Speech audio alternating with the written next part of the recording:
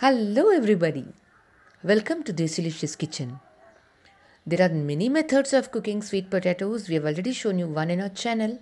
Today let us see how to steam sweet potatoes. So let us begin by cutting off both the ends. Because it is a long one, we have to cut it into two. Peel off the skin and chop them into small pieces. You can chop them in any way you want. Make sure they are uniformly cut so that they cook properly. And now let us wash them well, and we have heated water in a vessel.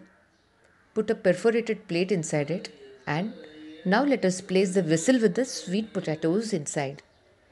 There is no water added to the sweet potatoes directly. Now cover and cook this vessel for 15 minutes on a high flame.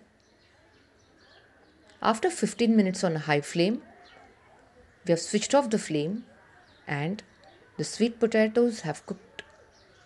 They are very softly done. Now you can use this sweet potato in any of the recipes, or you can even have them as is. There are many Vrat recipes for sweet potato. We are also going to show you sweet potato kebab tomorrow. Stay tuned in. See you soon with another video.